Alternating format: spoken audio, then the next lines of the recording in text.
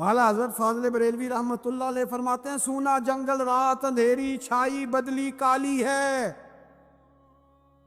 سونے والوں جاگتے رہنا چوروں کی رکھوالی ہے۔ سونے والوں جاگتے رہنا چوروں کی، یہاں تو لوگ ہمارے عقائد کو تباہ کر رہے ہیں، صحابہ اور اہل بیت کے بارے میں، حضور کی نسبتوں کے بارے میں، اور ہمیں فکر نہیں ہے۔ اتنی دور لے جایا جا رہا ہے، اتنا فکری انتشار نہیں کہا۔ حضرت ربیعہ بن کعب کی وہ حدیث تو سارے لوگ سناتے ہیں کہ وضو کرایا کرتے تھے تو نبی پاک نے فرمایا کچھ مانگ لے، انہوں نے جنت میں نبی پاک کا پڑوس ہی مانگ لیا، یہ بخاری میں موجود ہے۔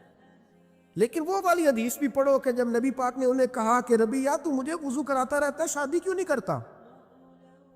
حضور نے نہیں فرمایا کہ اس کا ذاتی معاملہ ہے، میں شادی کراؤں گا، میں اس کام میں کیوں آؤں گا، شادی کیوں نہیں کرتا؟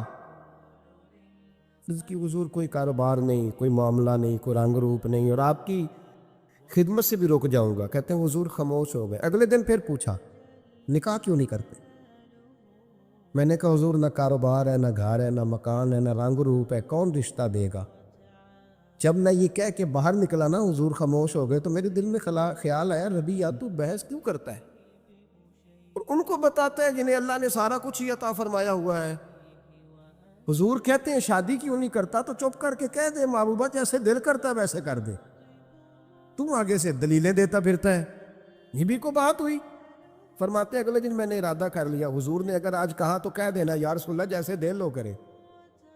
میں نے وضو کرایا، میرا خیال تھا حضور یہاں روک کے کہیں گے، یہاں روک کے کہیں گے، پر حضور نے آج بات ہی کوئی نہ کی۔ میں دیر تک سوچتا رہا یہاں کہیں گے، یہاں کہیں گے، پر آج حضور نے بات ہی نہ کی۔ میں پچھتا رہا تھا کہ 2 دن موقع ملا، میں نے ضائع کر دیا۔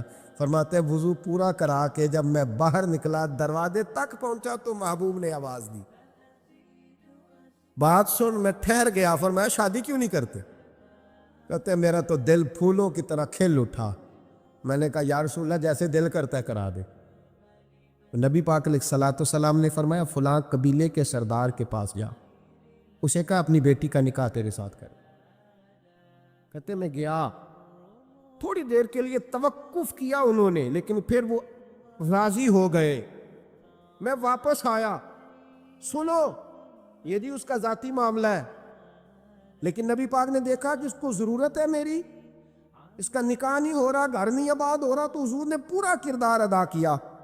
میرے محبوب کریم علیہ الصلوۃ والسلام نے حضرت حارثہ بن نعمان کو بلایا، فرمایا تیرا ایک مکان خالی ہے؟ کہ یا رسول اللہ ہاں۔ فرمایا یہ میرے ربیعہ کو دے دے، اس میں رہا کرے گا، دلہن کو لائے گا۔ حضرت بریدہ اسلمی کو بلایا، فرمایا ایک کھجور کی گٹھلی کے برابر سونا چاہیے۔ یا رسول اللہ کس لیے؟ فرمایا میرے اس غلام نے اپنی بیوی کو حق مہر دینا ہے۔ حضرت سیدنا عثمان غنی کو بلایا، تیسرے صحابی، فرمایا ایک مینڈے کا بندوبست تو نے کر کے دینا ہے۔ حضور کس لیے؟ فرمایا میں نے اپنے غلام کا ولیمہ کرنا ہے، بکرے کا بندوبست کر۔ ساری تیاریاں کر کے دیں۔ حضرت ربیعہ کہتے ہیں جب میں دلہن بیاہ کے گھر لایا تو میرے دوست یار رشتہ دار مبارک دینے آئے، کہنے لگے تیری کیا بات ہے، شادی بھی اعلیٰ خاندان، ولیمہ بھی، اور کھجور کی گٹھلی کے برابر حق مہر بھی۔ تو حضرت ربیعہ رو پڑے، فرمانے لگے میں تو کالا کلوٹا حبشی غلام تھا، سلام بھی کوئی نہیں لیتا تھا، مجھے مبارک نہ دو، میرے مصطفیٰ پہ درود و سلام پڑھو۔ یہ سارا حضور کا کرم ہے۔ کہتے ہیں اس کا ذاتی معاملہ ہے، بھئی سارا دن تیرے ساتھ رہتا ہے، اٹھتا بیٹھتا ہے، تیری نوکری کرتا ہے، تو نے کبھی پلٹ کے دیکھا ہی نہیں، تو نے کبھی اشک شوئی نہیں کی، تو نے اتنا ٹائم ہی نہیں دیا کہ تیرے کندھے پہ سر رکھ کے رو سکے، تیری توجہ ہی نہیں۔ نبی رحمت علیہ السلام دائیں بائیں والوں، آگے پیچھے والوں کا خیال رکھتے، جہاں جس کو ضرورت ہوتی حضور اس کی ضرورت میں پہنچتے، اشک شوئی کرتے، نبی پاک پیار کرتے۔ کہتے ہیں اس کا ذاتی معاملہ ہے، میں کیا کروں؟ سنو حضرت جابر بن عبداللہ رضی اللہ تعالیٰ عنہ کے جو والد تھے نا حضرت عبداللہ بن عمر رضی اللہ تعالیٰ عنہ، وہ اعلیٰ ترین احد کے شہید ہیں کہ نبی پاک فرماتے ہیں رب کریم نے خود ان سے گفتگو فرمائی ہے، خود ان سے گفتگو کی اللہ تبارک و تعالیٰ نے۔ حضرت جابر بن عبداللہ کے والد عبداللہ بن عمر احد میں شہید ہو گئے تھے، 6 یا 10 بہنیں تھیں ان کی، قرضے چڑھ گئے، کاروبار میں نقصان ہو گیا۔ ضروری نہیں کہ کوئی آدمی دھوکے باز ہی ہو تو وہ مقروض ہوتا ہے، یہ ضروری نہیں۔ تلک الایام نداولھا بین الناس، اللہ لوگوں کے دن پھیرتا ہے، حالات تبدیل کرتا ہے۔ اب صحابی پہ کچھ شک کر سکتا ہے؟ لیکن حضرت جابر کہتے ہیں اتنا قرضہ چڑھ گیا کہ ایک ایک بال میرا قرضے میں ڈوب گیا۔ قرضے بڑے دینے تھے، مقروض آتے، تنگ کرتے۔ خود نبی کریم علیہ السلام نے فرمایا ہے کہ جو مقروض ہوتا ہے وہ قیدی ہوتا ہے، جب تک قرض دے نہیں لیتا اتنی دیر تک وہ آزاد نہیں ہوتا۔ حضرت جابر ابن عبداللہ کہتے ہیں میرے باغ میں کھجوریں پکی تھی، یہ بخاری میں بھی ہے، کنز العمال میں بھی ہے، ابن کثیر میں بھی ہے، امام حلبی نے سیرت حلبیہ میں بھی لکھا ہے، بیسیوں درجنوں کتابوں میں آپ کو روایت ملے۔ فرمانے لگے کھجوریں جب میری پک کے تیار ہو رہی تھی تو مقروض جب پیسے لینے آتے تو میں کہتا قرضے یہ کھجوریں پکتی ہیں تو دیتا ہوں۔ یہ ہم پنجاب کے لوگ کیا کہا کرتے تھے، ہاڑی سونی جی، یہاں چاول کی فصل پہ، یہاں گندم کے، ہم نے تو کپڑے لیے ہوتے تھے ادھار دکانوں سے کہ فصل پکتی ہے تو پھر دے دیتے ہیں، کہ کھجوریں پکتی ہیں تو دیتا ہوں۔ فرماتے پتہ مجھے بھی تھا کھجوریں زیادہ تھوڑی ہیں اور جن کے پیسے دینے ہیں وہ پیسے، فرماتے ہیں کھجوریں پک گئی، اتاری تو یہ تو 11 گنا بھی اور ہو تب بھی قرضہ نہیں اترتا۔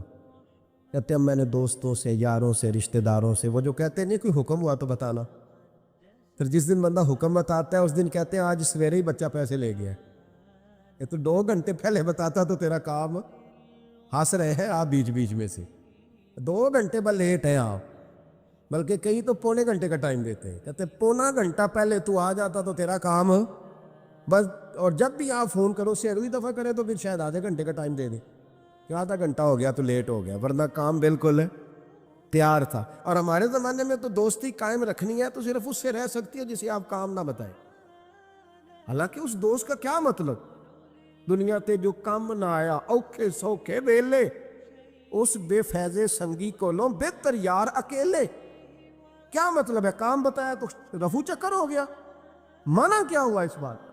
میرے رسول کائنات علیہ السلام کے صحابی کہتے ہیں سب سے کہا پر کسی نے نہ سنی، جب میں تھک گیا نا تو میں دروازہ رسول پہ چلا گیا، یا رسول اللہ، یا رسول اللہ، یا رسول اللہ، حضور قرضے زیادہ ہیں، کھجوریں کم ہیں، یہودیوں کے پیسے ہیں وہ مانتے نہیں، نبی پاک نے فرمایا ان سے کہو تھوڑے تھوڑے لے لیں باقی پھر دے، حضور نہیں مانتے۔ حضور کہہ سکتے تھے سلمان جاؤ بات کر کے آؤ، جاؤ بلال، صہیب جاؤ، کون جاتا ہے مقروضوں کی سفارش کرنے، کہتا ہے بھائی میں نہیں بیچ میں آؤں گا، اتنے پیسے اوہ ہو، میں اپنے موبائل فون بند کر جاتے، کو پوچھے نہ۔ لیکن نبی کریم علیہ السلام نے فرمایا سنو، خود رسول پاک، خود نبی پاک نے، حضور نے فرمایا چل میں تیرے ساتھ چلتا ہوں، چل میں تیرے ساتھ چلتا ہوں، مقروض کے ساتھ، امیر کے ساتھ نہیں، اس کے ساتھ نہیں جس نے پیسے لینے ہیں، بلکہ حضور مقروض کے ساتھ، گرے ہوئے کے ساتھ چلے، چل میں چلتا ہوں۔ یہودی تک گئے، فرمایا کچھ لے لے، یہ بیچارہ دھوکے باز نہیں الجھ گیا ہے، غربت، کچھ لے لے باقی پھر دے دیں گے۔ کہنے لگا سارے ہی لینے ہیں۔ جب اس نے بات نہ مانی تو پھر یہ اللہ کے رسول ہے نا۔ اعلیٰ حضرت فرماتے ہیں میرے کریم سے گر قطرہ کسی نے مانگا، دریا بہا دیے، دوربے بہا دیے۔ یہ دوربے کیا ہوتے ہیں؟ یہ مجھے پوچھا تھوڑے دن پہلے ایک شخص نے، آپ سنتے رہتے ہیں نا شعر، آپ تو ترجمہ پوچھتے ہی نہیں نا، کبھی پوچھ لیا کریں کہ اس کا معنی کیا ہے، کبھی پرچی لکھ لیا کریں تاکہ کوئی جب آپ سے پوچھے تو یہ دوربے کیا ہے، لفظ دوربے ہے ہی نہیں، اصل میں اعلیٰ حضرت کو پڑھتے نہیں نا لوگ، تو انہیں پتہ ہی نہیں وہ بات کتنی اعلیٰ، یہ لفظ دوربے نہیں ہے۔ اعلیٰ حضرت کہتے ہیں میرے قریب سے گر قطرہ کسی نے مانگا، دریا بہا دیے ہیں، دور بے بہا دیے۔ دور علیحدہ ہے اور بے بہا، دور کہتے ہیں ہیرے کو، ایک معنی ہیرا ہے، دور بے بہا، بے بہا کی تو سمجھ آتی ہے نا، دور بے بہا دیے ہیں یعنی ہیرے بے بہا دیے ہیں اسے۔ اب سمجھ آئی یہ بات کی، دریا بہا دیے ہیں، دور بے بہا دیے ہیں، یہ معنی ہے شعر کا۔ تو جب وہ نانا مانا یہودی، تو نبی کریم علیہ الصلوۃ والسلام فرمانے لگے نہیں تو پھر پورے لینے ہیں؟ کہنے لگا جی پورے لینے ہیں۔ حضور فرمانے لگے کل آ جانا، سارے دے دیں گے، پورے پیسے تیرے ملیں گے، تو آ جانا۔ حضرت جابر ابن عبداللہ کو حضور نے فرمایا کھجوریں اتار کے نا تو اپنے باغ میں ڈھیر لگا اور میں آیا۔ حضرت عمر حدیث کے راوی ہے، فرماتے ہیں بس رسول پاک چل پڑے، حضور نے کندھے پہ رومال رکھا، حضور چل پڑے، کوئی چٹائی نہیں بچھائی، حضرت جابر کہتے ہیں کوئی صوفہ نہیں رکھا، وہ پھولوں کے ہار نہیں۔ حضور آئے، 2-3 چکر میرے باغ کے لگائے اور کھجوروں کے ڈھیر کے پاس بیٹھ گئے، فرمایا بلا جس کے پیسے دینے، بلا، اب تنگی یہ داماں پہ نہ جا، اور بھی کچھ مانگ، بلا۔ فرماتے بندے کو بلایا، حضور نے فرمایا کتنے پیسے؟ حضور اتنے درہم دینار ہے۔ فرمایا کھجوریں تولتا جا اور دیتا جا۔ فرماتے میں دیتا گیا، میں نے کہا حضور اس کے پیسے پورے ہو گئے۔ حضور مسکرا کے فرمانے لگے چل 4-5 کلو کھجوریں اضافی دے دے، کوئی عرض نہیں۔ کہتے ہیں وہ بھی دے دی۔ حضور نے فرمایا بلا دوسرے کو، فرمایا اس کو بھی بلایا، تولتا گیا، دیتا گیا، حضور پورے ہو گئے۔ نبی کریم علیہ الصلوۃ والسلام نے فرمایا چل 4-5 کلو کھجوریں زیادہ دے دے۔ کہتے ہیں قرضے بھی دے دیے، 5-5 کلو کھجوریں بھی زیادہ دے دی۔ محبوب اٹھے، کچی زمین پہ بیٹھے تھے، حضور نے لباس مبارک کو جھاڑا، رومال کندھے پہ رکھا، فرمایا میں مسجد جا رہا ہوں، وہاں آ کے مجھے خبر دینا، وہاں آ کے مجھے بتلانا کہ جب میں آیا تھا تب کھجوریں زیادہ تھی کہ جب واپس گیا ہوں تب زیادہ ہے۔ وہاں مجھے آ کے اطلاع دینی ہے، بتانا ہے مجھے، وہاں آ کے میں جا رہا ہوں، مجھے بتانا ذرا وہاں آ کے۔ حضرت جابر ابن عبداللہ کہتے ہیں میں نے کھجوریں تولی، میں تھک گیا، میں تھک گیا، ڈھیر تو چھوٹا تھا پر وزن ہی بڑا نکلا۔ کہتے ہیں میں تھک گیا، جتنی دی تھی نا اس سے زیادہ تول کے باقی پڑی رہنے دی۔ میں مسجد میں گیا، ذرا لفظ سننا حدیث کے، کہتے ہیں مسجد میں گیا، جا کے عرض کی یا رسول اللہ میں تول آیا ہوں، جب آپ آئے تھے تھوڑی تھی اور جب واپس آئے ہیں تو کئی گنا بڑھ گئی ہیں۔ حضور نے پتہ کیا فرمایا؟ فرمایا یہ بات نا جو تو نے مجھے بتائی ہے، یہ بات ذرا میرے عمر فاروق کو بھی بتا، عمر بڑا راضی ہوگا، عمر کو بھی بتلا یہ بات۔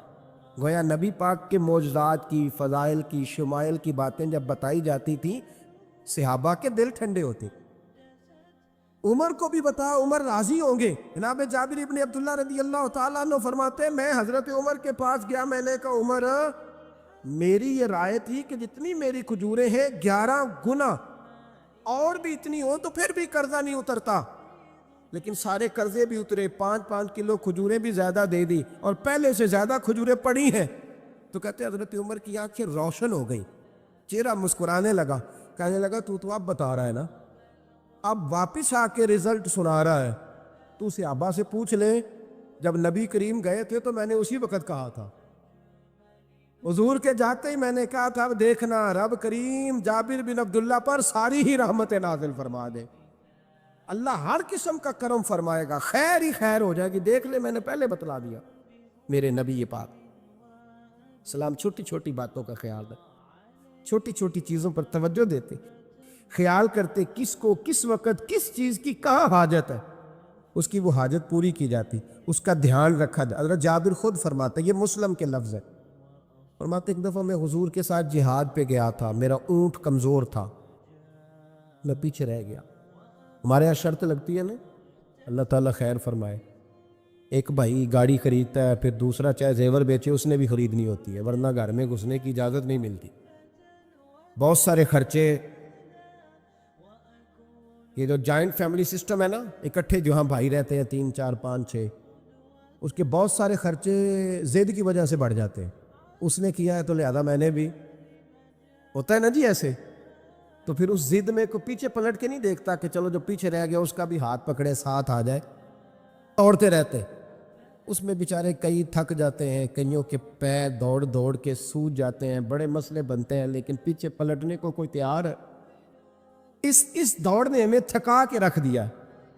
مسلم میں ہے، جناب جابر ابن عبداللہ کہتے ہیں حضور کے ساتھ میں جہاد پہ گیا، واپس آ رہا تھا، میرا اونٹ کمزور تھا، بوڑھا تھا، بیمار تھا، سب لوگ آگے گزر گئے، میں پیچھے رہ گیا، کچھ میں پریشان رہتا تھا غربت سے،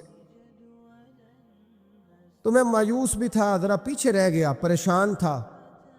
فرماتے ہیں نبی پاک نے نا 2-3 دفعہ پلٹ کے دیکھا، ادھر دیکھو، میں نے اپنی زندگی میں بڑے لوگ دیکھے ہیں، وہ امیروں میں چلے گئے، پیچھے پلٹ کے انہوں نے غریبوں کو کبھی نہیں دیکھا کہ وہ ایک دوست ہوتا تھا ہمارا جو ماڑا ہے، غریب ہے، پلٹ کے نہیں دیکھا۔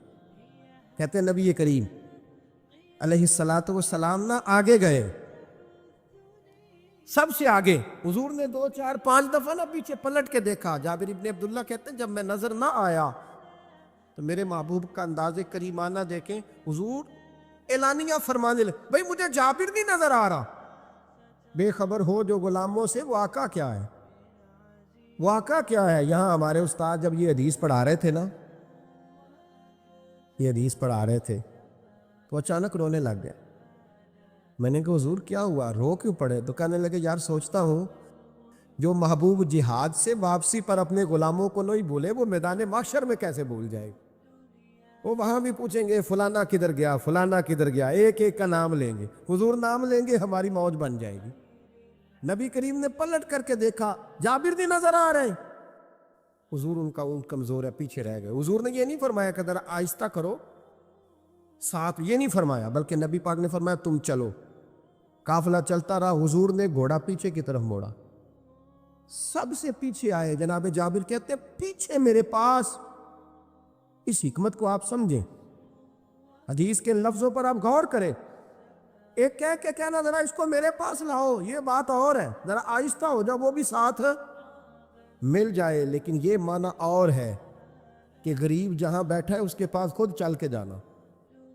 حضور خود پلٹ کے پیچھے آئے اور فرماتے میں جو کہ پریشان تھا تو محبوب میری طرف دیکھ کے فرمانے لگے اس کو دوڑاتا کیوں نہیں، پیچھے کیوں رہ گیا؟ تو کہتے ہیں مایوس بندہ، پریشان بندہ کبھی کبھی وہ اس طرح بولتا ہے کہ جیسے کڑ رہا ہے، تھوڑا سا نا سخت ترش باتیں بھی کرتا ہے۔ کہتے ہیں میں نے اس عالم میں میں نے کہا حضور اس قابل ہوتا تو سب کے ساتھ مل نہ جاتا، کمزور ہے، ماڑا ہے، مہران ہے، اور وہ بھی پرانی جو چل ہی نہیں سکتی، یہ کہاں یا رسول اللہ دوڑے گا، اس قابل ہی نہیں ہے۔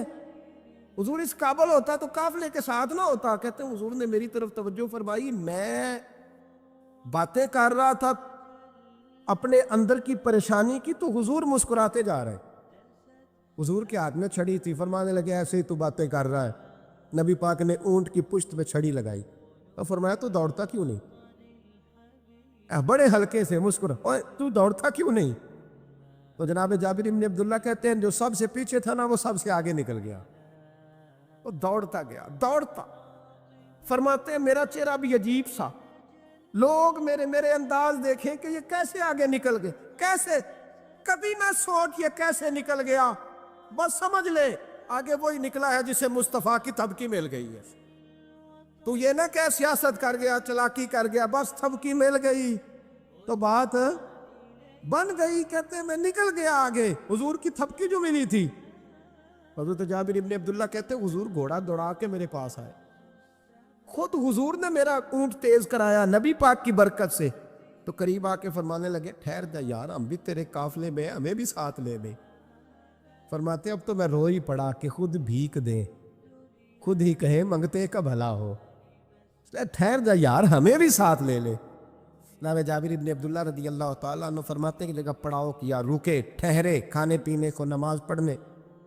نبی کریم نے مجھے بلایا، میں حاضر ہوا تو کہا یا رسول اللہ حضور حکم؟ تو محبوب فرمانے لگے جابر یار تیرا اونٹ میں نے نرالا ہی دیکھا، بوڑھا ہو کے سب سے آگے نکل جاتا ہے، بیمار ہو کے، کمزور ہو کے۔ کہتے ہیں میں چہرہ دیکھتا جا رہا ہوں کہ حضور سارا ہی پتہ ہے آپ کو، میں کیا عرض کروں؟ تو محبوب فرمانے لگے پسند آ گیا، بیچ نہیں دیتے میرے ہاتھ؟ کہا یا رسول اللہ آپ رکھ لیں۔ حضور آپ کا یہ؟ فرمایا نہیں میں پیسے دوں گا۔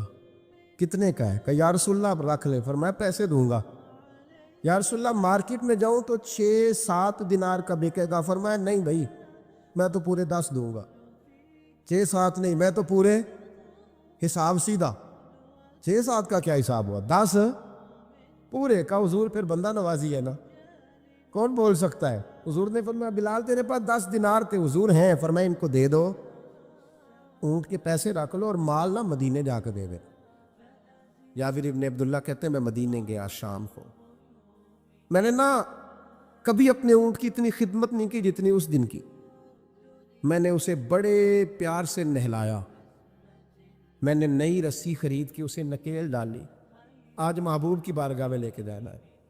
کہتے ہیں تیاری کر کے نا، تیاری پوری تیاری کر کے، تن تندور ہڈاں دا بالن تے اسی ہاواں نال تپایا، کپ کپ مکیاں پیڑے کیتے، عشق پلے تھل لایا، تن دا سالن تے من دی ہانڈی، اتو نون صبر دا پایا، غلام فریدا وے میں ساری تیری، تینوں اجے یقین نہیں آیا۔ کہتے ہیں اسے بڑے پریم سے، بڑی محبت سے سجا کے، سوار کے، نکھار کے، تیار کر کے میں نبی کریم کی بارگاہ میں لے کے گیا۔ ظہر کی نماز پڑھ کے حضور نکلے، میری طرف دیکھا، میں نے کہا حضور پیسے لے لیے تھے، یہ آپ کا سامان ہے، مال ہے؟ کہتے حضور نے نکیل تھامی، میں واپس پلٹا، ابھی گلی کی نکر مڑا نہیں تھا، حضور نے آواز دی، جابر ذرا سن تو صحیح۔ کہتے میں واپس آیا ہوں تو حضور مجھ سے باتیں کرنے لگے، فرمانے لگے یہ میرا اونٹ ہے، اسے کمزور اور بوڑھا نہ سمجھنا، کبھی جانوروں میں دوڑا کے دیکھنا، سب سے آگے نکل جاتا۔ اور کریم محبوب فرمانے لگے 6-7 دینار کا نہ سمجھنا، میں نے پورے 10 دینار کا خریدا۔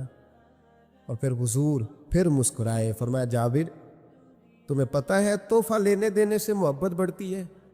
حضور ہاں۔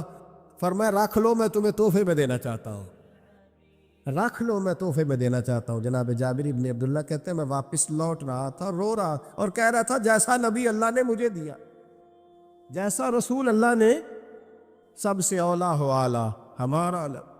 آنکھیں بند کر کے جھوٹ کی زندگی جی کے، اپنے ساتھ بددیانتی کر کے، دھوکہ دے کے، اپنے آپ کو دائیں بائیں، اپنے آپ کو کہیں مصروف رکھ کے کچھ وقت ضائع تو کر لیتے ہو، پر تمہیں پتہ تو ہے نا کہ عبادت اللہ کی کرنی، تمہیں اس کی خبر ہے۔ اور میرے رسول پاک علیہ وسلم نے فرمایا بندہ اللہ کے سب سے قریب اس وقت ہوتا ہے جب وہ سجدے کی حالت میں ہوتا ہے۔ کس کے قریب ہوتا ہے؟ اللہ کے سب سے قریب ہوتا ہے، وہ بڑا نیڑے ہے رب کے، بڑا قریب ہے، اس لیے کہ وہ حالت سجدہ میں، وہ جب سجدے کرتا ہے نا، اس کی بارگاہ میں جب جھک جاتا ہے، آپ ذرا سجدے کی کیفیت دیکھیں نا، زبان بھی یہاں ہے، آنکھ بھی یہاں ہے، کان بھی، عقل بھی ساری، اس نے سارا کچھ رکھ دیا سجدے۔ آپ وہ کبھی پیچھے جائیں تو دیہاتوں میں کہا جاتا تھا ناک سے نکیریں نکالو، بہت بڑی سزا ہوتی تھی نا، ناک سے نکیریں نکالو، بڑی سزا ہوتی تھی۔ تو اس نے کہا مالک مجھے کسی نے کہا نہیں، پر دیکھنا میں نے رکھ دی ساری عقل سجدے میں، اور رکھ کے کہا کیا سبحان ربی یا اللہ، اللہ میں پست ہوں تو اعلیٰ ہے، اللہ تو میرا رب ہے اور تو سب سے اعلیٰ اتنا۔ اور فرمایا جب یہ اس کیفیت میں ہوتا ہے تو پھر یہ اپنے رب کے قریب ہوتا ہے۔ میرے نبی کریم علیہ الصلاۃ والسلام نے مصلی سے دل لگانے کا درس دیا، حضور نے توجہ دلائی، صحابہ اس ذوق کے حامل لوگ تھے، وہ کوشش کرتے تھے۔ جناب صدیق اکبر رضی اللہ تعالیٰ عنہ کا عبادت کا مزاج ہمیشہ قائم رہا۔ حضرت عمر فاروق ساری رات اللہ کے حضور کھڑے رہے۔ حضرت عثمان غنی رضی اللہ تعالیٰ عنہ عشاء کی نماز پڑھ کے 2 رکعتوں کی نیت باندھتے تھے، 15 سپارے پہلی رکعت میں پڑھ دیتے اور 15 سپارے قرآن مجید کے دوسری رکعت میں پڑھ دیتے۔ آپ نے نا حضرت عمر فاروق کے وصال کے بعد ان کی ایک بیوہ سے نکاح کیا، حضرت عثمان غنی نے نکاح کیا۔ وہ خاتون آپ کے نکاح میں آئیں تو عرض کرنے لگی امیر المومنین میرے لیے اعزاز تو بہت ہے کہ میں امیر المومنین کی بیوہ تھی تو امیر المومنین کی منکوحہ ہو گئی ہوں، لیکن حضور نہ تو میں جوان ہوں کہ میرے اندر رغبت ہوتی اور نہ میں اب اس قابل ہوں کہ کوئی خدمت کر سکوں، میرے ساتھ نکاح کی وجہ کیا بنی؟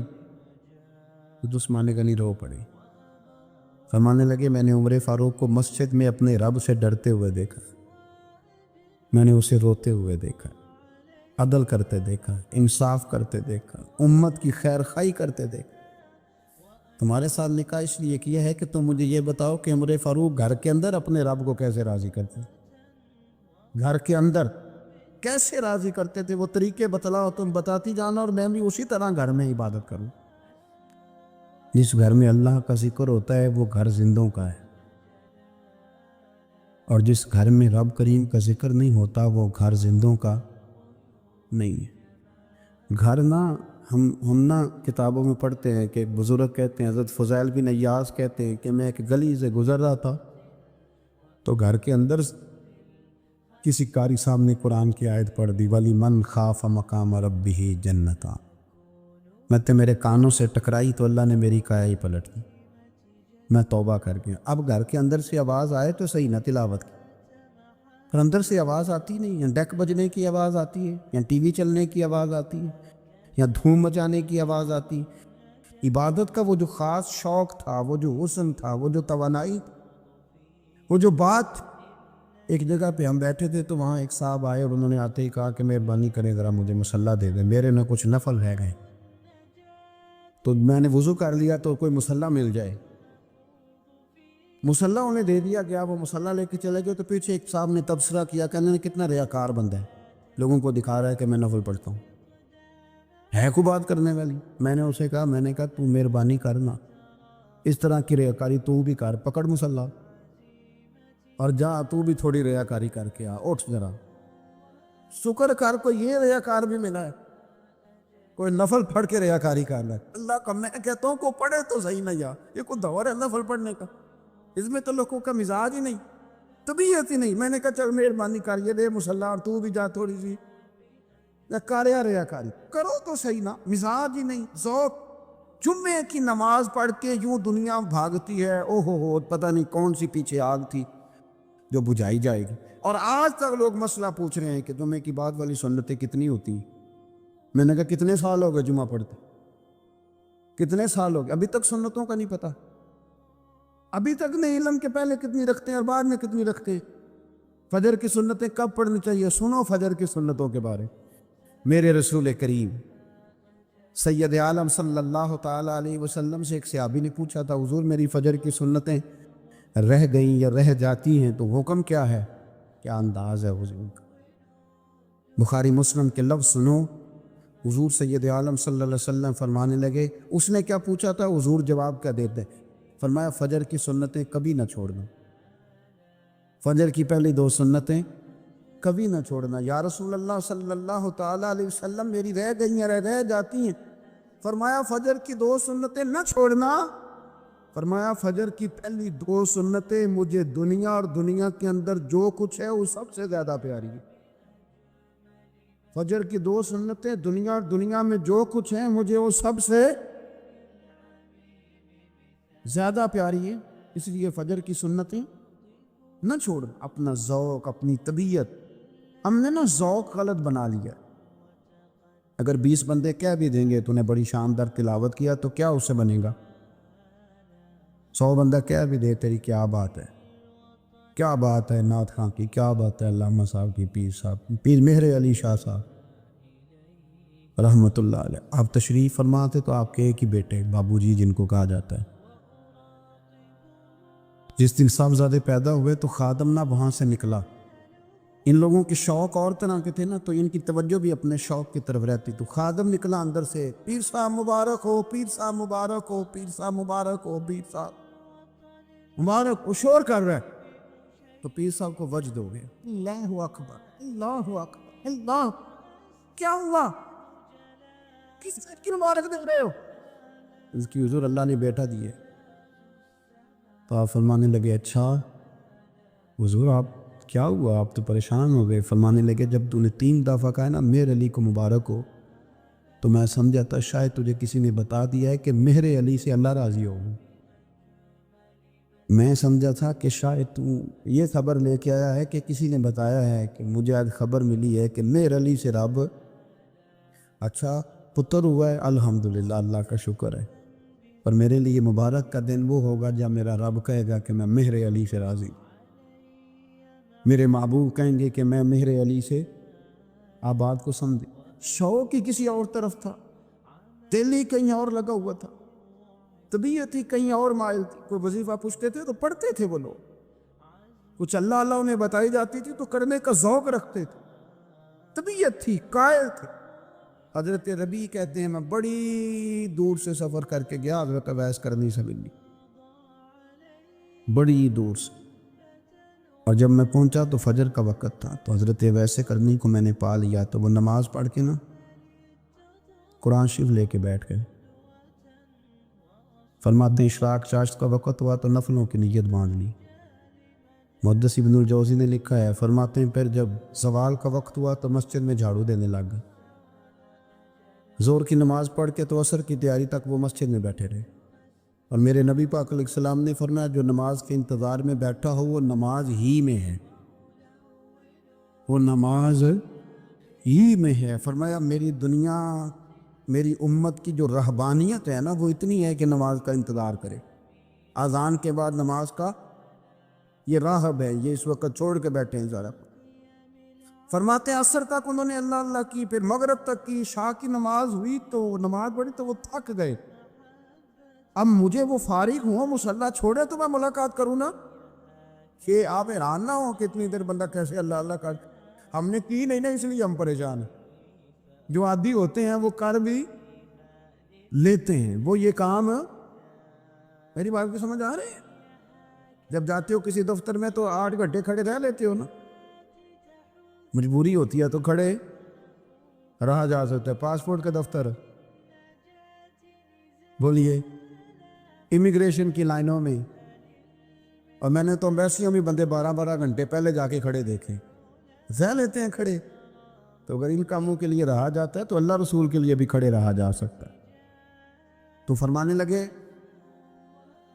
کہ جب عشاء کی نماز کے بعد آخر انسان سے تھک گئے، نیند کا غلبہ ہوا تو تھوڑی ایسے آنکھ بند ہوئی تو کھلی تو رونے لگے۔ حضرت ویسے کر دیا، رو کے کہنے لگے مالک مجھے غافل تو نہ کر، ابھی میں نے کیا بھی کچھ نہیں، دن ختم ہو گیا، کوئی نفل نہیں، کوئی اللہ اللہ نہیں، اللہ مجھے غافل نہ کر، میری مدد فرما۔ فرماتے ہیں جب وہ روئے تو میرے ساتھ جو شخص تھا میں نے کہا اٹھو چلیں، کہنے لگا حضور ملا نہیں، فرمایا جو میں لینے آیا تھا وہ مجھے مل گیا ہے، جو میں ان سے سیکھنے آیا تھا وہ مجھے نصیب ہو گیا، اب اور میں نے کیا لینا، ختم ہو گئی بات، اٹھو چلیں۔ اللہ کے بندوں نے، حضرت ربیعہ بن کعب اسلمی رضی اللہ تعالیٰ عنہ فرماتے ہیں، کہتے ہیں جب بنو قریظہ اور بنو نذیر یہودیوں کے ساتھ حضور علیہ السلام نے جنگ کا اعلان فرمایا تو وہ دشمن ہو گئے، ہمیں خطرہ تھا کہ وہ رات کو کہیں محبوب کو تکلیف نہ دیں، تو کچھ لوگ نا تلواریں لے کے نبی پاک کے دروازے پہ پہرے داری کرتے تھے۔ گن مین رکھنا حرام نہیں، اگر کسی کو واقعی خطرہ ہو تو اس کے لیے سنت بھی ہے۔ حضرت علی المرتضیٰ تلوار لے کے حضور کے گھر کا پہرا دیتے تھے۔ حضرت ربیعہ بن کعب اسلمی رضی اللہ تعالیٰ عنہ فرماتے ہیں کہ رات میری ڈیوٹی تھی کہ میں حضور کے گھر کا پہرا دوں گا، تو فرماتے ہیں میں باہر سن رہا تھا، ساری رات ہی میرے نبی پاک نے اللہ کی تسبیح پڑھی، ساری رات، کبھی تسبیح، کبھی تہلیل، کبھی تحمید، کبھی تکبیر، ساری رات۔ فرماتے ہیں ساری رات حضور پڑھتے رہے اور ساری رات ہی میں سنتا رہا، مجھے اونگ آ گئی، میری آنکھ لگ گئی، حضور ابھی پڑھ رہے تھے، میں تھک کے سو گیا، اور فرماتے ہیں جب میری آنکھ دوبارہ سے کھلی تو میرے کانوں میں پھر کوئی چیز گونجی، تو میں نے کان لگایا تو میرے حبیب ابھی بھی اللہ کو یاد کر رہے۔ ساری رات حضور رب کی عبادت کرتے، اسی لیے تو کہا یا ایھا المزمل قم اللیل الا قلیلا، حبیب ساری رات تو نہ جاگا کر، تھوڑا آرام بھی کر لیے گا۔ میرے بھائی اپنا مصلی، اپنی عبادات، اپنے وظائف، اللہ اللہ جو آپ نے کسی سے سیکھی ہے اس کو کبھی کمزور نہ ہونے دیں۔ شجرہ شریف جو کسی بزرگ سے آپ لے لیتے ہیں تو کیا رسم ہے کوئی؟ اس پہ کچھ لکھا ہوتا ہے، وہ پڑھنے کے لیے دیا جاتا ہے، اس پہ لکھا ہوتا ہے کہ یہ اللہ اللہ آپ نے کرنی ہے۔ انسان پر اگر کوئی شخص نیکی کر دیتا ہے، احسان کر دیتا ہے، تو انسان اس کے سامنے پھر گردن نہیں اٹھا سکتا، یار یہ میرے مشکل وقت کا دوست ہے، اس نے میرے ساتھ نیکی کی، کبھی بھی گردن نہیں اٹھائے گا، جھکا کے رکھے گا۔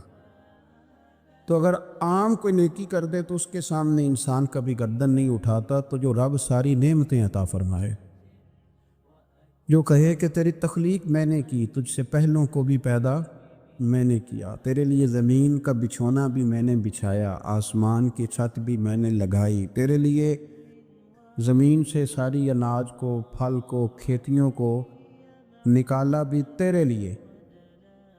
اب تو اس طرح کر کہ تو میری عبادت کر، تو میری بارگاہ میں جھک جا۔ بہت سارے نشے لوگوں کو لگے ہوئے ہوتے ہیں، ہر آدمی کوئی نہ کوئی نشہ کرتا ہے، کوئی دولت کا کرتا ہے، کوئی شہرت کا کرتا ہے، کوئی اپنی تعریف کا نشہ کرتا ہے، 2-4 لوگوں سے تعریف سن کے مطمئن ہو جاتا ہے۔ ناراض تو نہیں ہو گیا اس جملے سے؟ آپ کرتے ہیں لوگ دولت کا نشہ بھی، یہ جب نقصان ہوتا ہے تو بندے بیمار نہیں ہو جاتے؟ پیسے ڈوب جاتے ہیں تو لوگ بیمار نہیں ہو جاتے؟ تو اس کا مطلب یہ ہوتا ہے کہ نشہ ٹوٹ گیا ہے۔ اب بہک ہوئے ہیں نا تھوڑے سے تو کانپتے ہیں، تڑپتے ہیں، پریشان۔ نشہ ہی اسی طرح ہی کرتا ہے نا، نہیں ملتا تو پریشان ہوتا ہے۔ یہ سارے نشے ہیں، مختلف قسم کا نشہ۔ ہم مانتے نہیں اس بات کو، تسلیم نہیں کرتے، کیونکہ تسلیم کرنا بڑا مشکل کام ہے۔ اس کے لیے تو بڑی ساری چیزیں جو ہے وہ دبوچ کے اور بڑی سارے رستے پھلانگ کے آنا پڑتا ہے، تو بڑا مشکل ہے ماننا، ورنہ کرتے ہیں ہم، ہمارا مزاج ہے۔ یہ گھومنے پھرنے کا، دنیا دیکھنے کا بھی ایک نشہ ہے، یہ بہت ساری باتیں کرنے کا بھی ایک نشہ ہے، گپ شپ کا بھی ایک نشہ ہے۔ 2-4 لوگوں کی جب تک پگڑیاں نہ کھول لیں، بعض لوگوں کو نیند نہیں آتی۔ یہ غیبت کا، چغلی کا، بددیانتی کا، یہ بھی ایک نشہ ہے۔